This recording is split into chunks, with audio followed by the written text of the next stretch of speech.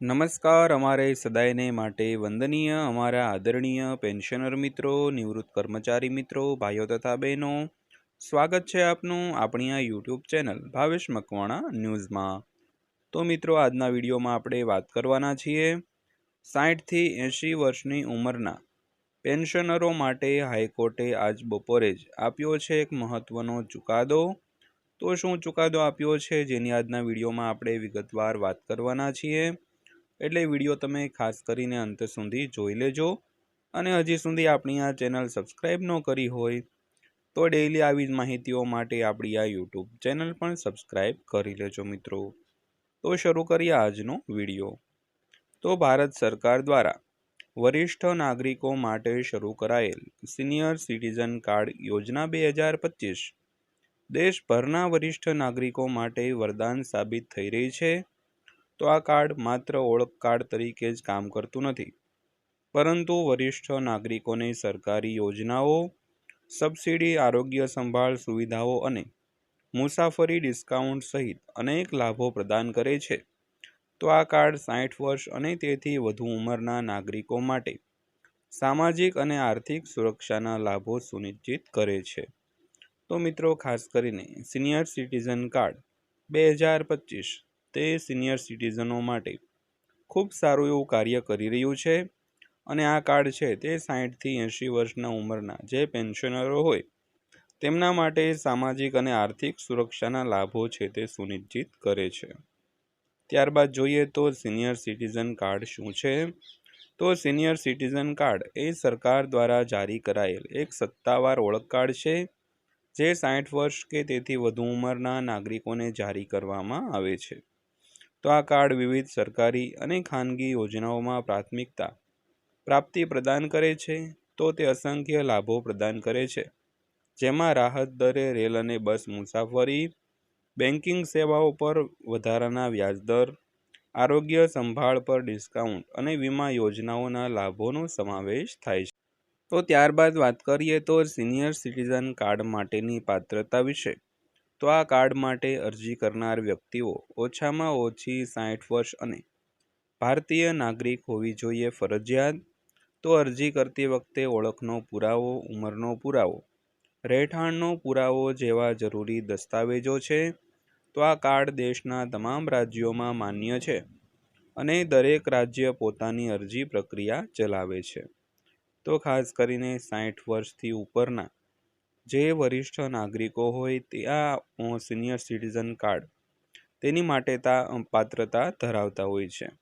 તેમજ senior citizen card માટે online અરજીની પ્રક્રિયા કઈ રીતની છે તેની વાત કરીએ તો 2025માં સરકારે અરજી પ્રક્રિયા સંપૂર્ણપણે ઓનલાઈન કરી છે, જેનાથી વરિષ્ઠ નાગરિકો ઘરેથી અરજી કરી શકે છે. અરજદારો રાજ્ય સરકારની સત્તાવાર વેબસાઇટ અથવા સામાજિક ન્યાય વિભાગના પોર્ટલની મુલાકાત લઈ શકે છે અને વરિષ્ઠ નાગરિક કાર્ડ વિકલ્પ પસંદ કરી શકે છે.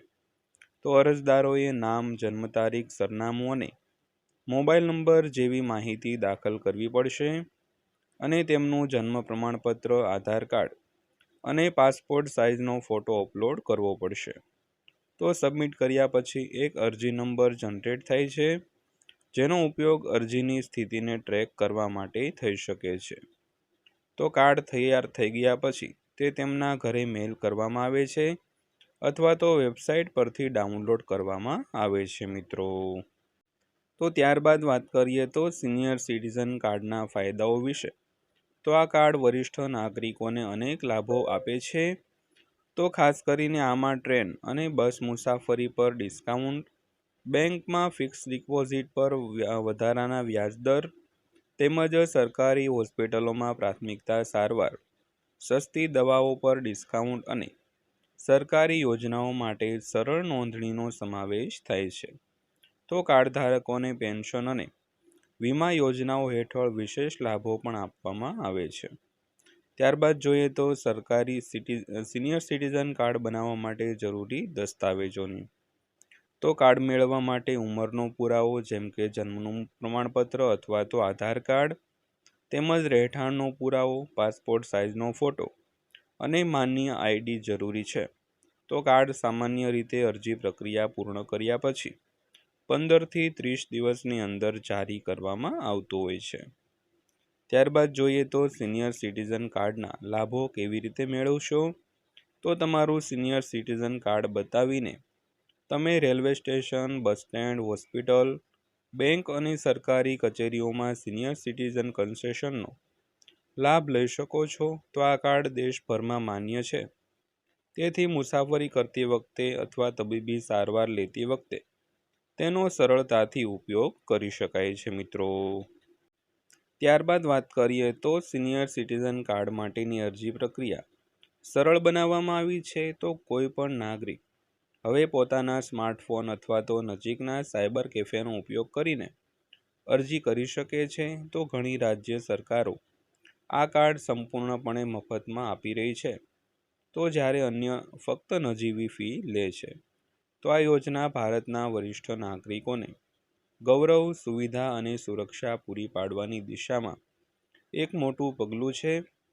તો જો તમે અથવા તમારા પરિવારમાં કોઈ 60 વર્ષ કે તેથી વધુ ઉંમરના છો, તો સિનિયર સિટીઝન કાર્ડ મેળવવાની ખાતરી કરો અને તેમના લાભોનો આનંદ માણો. તો મિત્રો, આ હતી આજની માહિતી પસંદ આવી હોય, વિડીયો સારો લાગ્યો હોય તો વિડીયોને લાઇક કરજો અને આવા જ વિડીયો જોવા માટે આપણી આ ચેનલ સબસ્ક્રાઈબ કરી રાખજો. તો ફરીવાર પાછા મળીશું એક નવા વિડીયો સાથે, નવી માહિતી સાથે. ત્યાં સુધી સૌને જય હિન્દ, વંદે માતરમ.